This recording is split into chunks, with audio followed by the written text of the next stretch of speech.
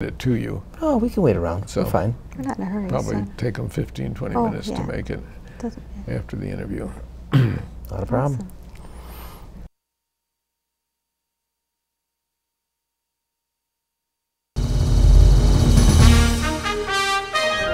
Do we have too much government? We need to put people ahead of corporate profits. This system is so lopsided. This threat is a real threat to democracy. And I think that's really important. That's something we haven't been doing in this country for a long time. Where do you start? What do you do? How do you do it? Access to Democracy and other Eagan community television programming is supported by Thomson Reuters, makers of Westlawn Next and based in Eagan. Through Westlawn Next and other innovative online services, Thomson Reuters is the world's leading source of intelligent information for businesses and professionals. Online at thomsonreuters.com. And by U.S. Federal Credit Union, the member-owned financial institution offering service, value, and experience you can trust to the greater Twin Cities community.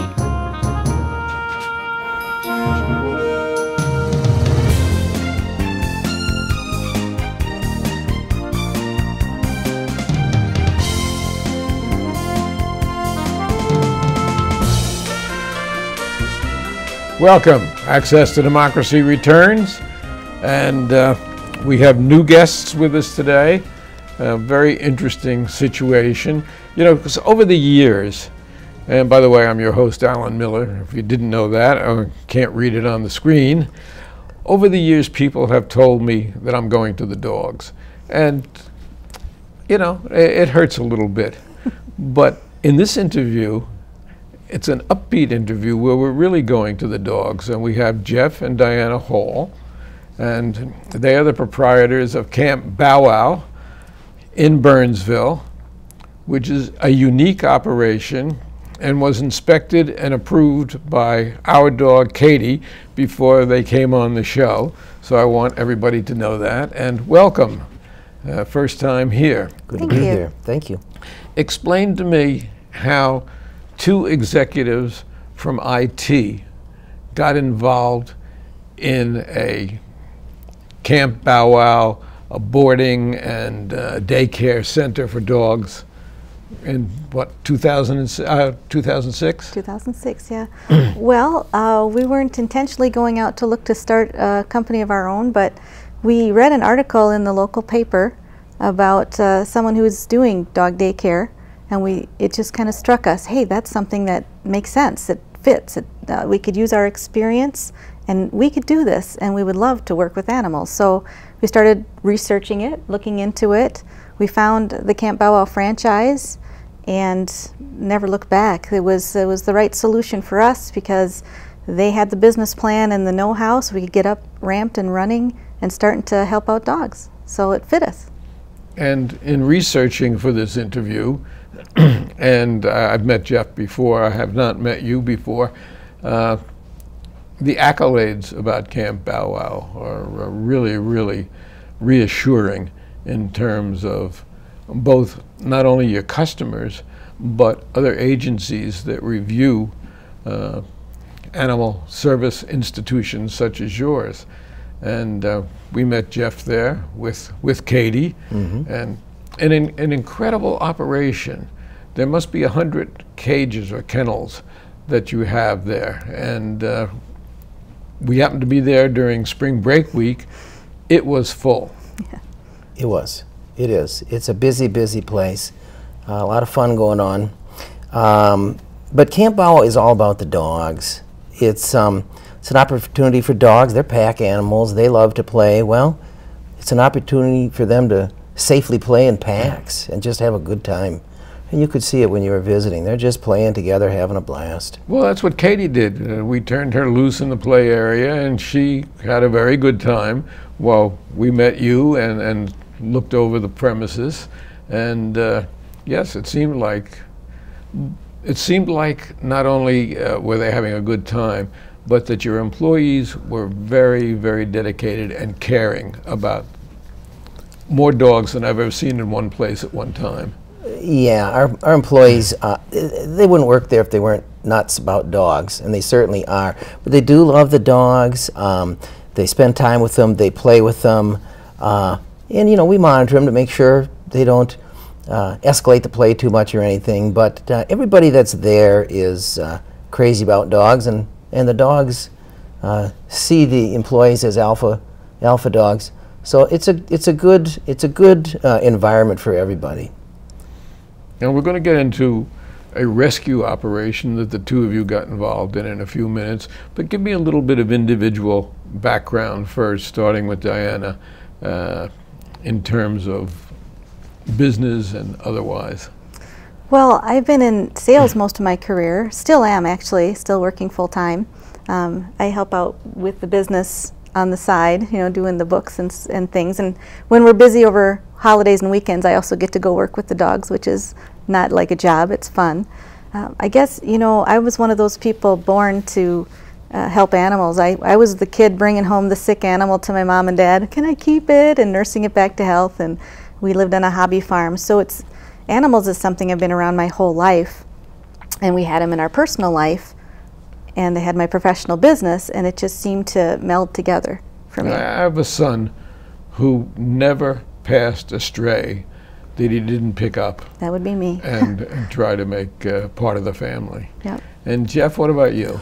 I've been in IT sales and sales management for many, many years, in all different fields of the computer industry, if you will, managing people across the country and territories all over the U.S. And I liked it. It was great. Business has been great, and that career is great. But you know, we came to a point in our lives where we became empty nesters, so to speak, other than all the rescue animals living there. But so we had a chance to venture out, and I was able to back away from the IT world a little bit, and found our way into the dog world. And boy, I got to tell you, first of all, working for yourself, and then on top of that, working with dogs, there's no going back. And so there's something so unique about dogs. People maybe who don't have a dog don't understand it, but it's more than unconditional love. It's the intelligence that these animals have. And as we see in society now, they are performing so many different tasks, police-wise and scientific-wise and otherwise. And dogs have really come into their day in this last couple of decades. Yeah, they really have. I think it started when all of the baby boomers' children, you know, grew up, finished college, started their own careers, and I think dogs kind of replaced the baby boomers' children in the family. And that's why we're having such a great business, is because dogs really are family members for these people, and for us as well. And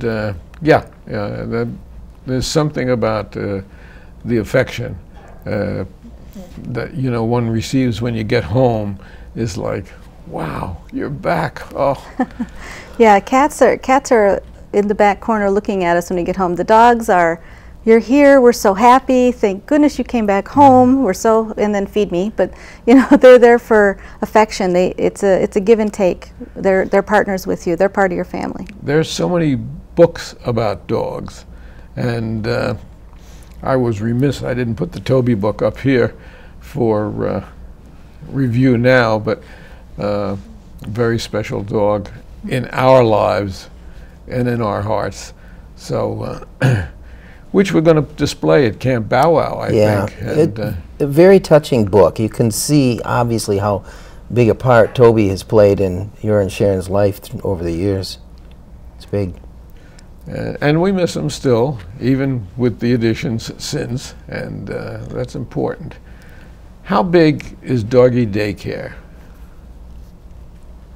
How big is doggy daycare? I don't know. Well, you know, when we first started in this business back in 2006, some people thought maybe it's just a fad and it might be popular for a while and then it'll disappear. It's not a fad. It's a serious business.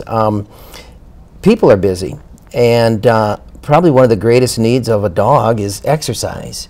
And they are by nature pack animals. So this is a daycare at any of the open play format daycares. There's an opportunity for people to drop their dog off. The dog plays with all his pals all day long, gets all that exercise and maybe a nap and a meal if they need it and all that, and they're monitored and taken care of and everything. At the end of the day, people, after their busy day at work, they come back, they pick up their dog, they take him home, and that dog is just docile and rested, and you don't need to exercise him. You probably don't need to exercise him for a day or two after they come home from a daycare situation. And it's gotten bigger over the years, certainly. As I said, the last couple of decades, where people are really looking for doggy daycare to leave their animal, know it's going to be cared for, fed if necessary, and as you said, exercised, which is important. Yeah, the pet world in itself is a $60 billion a year business. And even Camp Bow Wow, when we started, there were about 26, 27 camps, and now there's 130. And even in just the Egan, Apple Valley, Burnsville area, there are over a dozen different places like that. Now, you also do boarding. In fact, you told us the story of somebody who was called overseas and had to board his dog at the last minute for, I guess, a matter of months. Yes, if somebody moves over to England, sometimes dogs have to be in a quarantine situation before they can be moved to a different country. There's all sorts of regulations around vaccinations and quarantine and medical care. So they had 2 dogs that stayed with us for 6 months before they moved to England to be with their owner. So we helped them out there.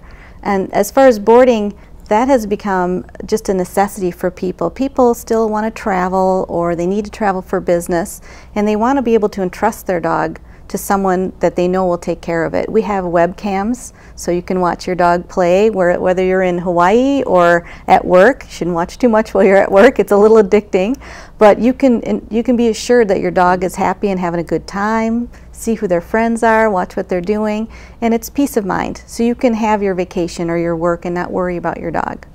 Yeah, we have for years on vacations, before we knew you folks, and we haven't utilized Camp Bow Wow yet, had somebody who comes and moves in and lives in with the dog when we're away, so that the dog's routine is not disturbed. Yes. And, you know, here with other dogs and people paying attention to it, they're certainly a happy animal. And routine is a key word that you said there, because dogs love routine. And so we're the same way at camp, where we have our regular schedules. When the dogs come in, when they go out to play, when they come in to eat, we let them rest when they have a full stomach. We don't want them playing on a full stomach because of something called bloat, which is very dangerous for dogs. But every day it's the same type of routine, and the regulars love it. They come in, they get their nose pointed at the door, they know where they're going, they know what yard they're in, they know who they're going to see. And then when Mom and Dad comes to pick them up, they know the other door to go in, they get the leash on, and it's a routine that they enjoy also. So. And it's a large premises that you have there. We have about 7,000 square feet, and then another couple thousand outside, because Camp Bow Wows all have outdoor space. We think that's very important for dogs to get fresh air. And that's year-round, actually, also. Absolutely. Yep. Yeah. Yep. Rain, We're open snow. 365. Oh yeah, the Huskies love it outside when it's snowing. It's all temperature controlled, but it is an open play format, meaning the dogs can go in and out at will. And they go in and out at will, just constantly chasing around. But they do go in and out all year round, and they love it. Well, we saw that when Katie was there. She went out, and then she would come back because she wanted to make sure, I guess, that we were still there. And then reassured, she took off and went out again. And yeah, it was really enjoyable to watch. One of the key things we liked about the whole Camp Bow Wow system is it's all about the safety for the dogs. So enabling them to come inside and outside but still be in a safe environment is huge. So it's all, you know, perfectly containable. Once they're in the facility, they're not getting out. So now we've just heard about a dog influenza in the last couple of weeks. How does that affect an establishment like yours, and how does it affect the dogs? Well, we've really become kind of dog aficionados since we've been in this business. So we're really up to speed on any sort of diseases or vaccinations or anything that's going on. Canine influenza actually is nothing new. It's kind of like human influenza. There's different strains that happen every year.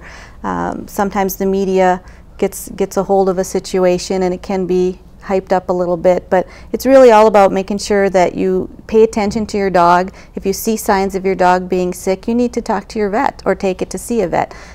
It's the same thing with all other viruses or anything that happen with animals.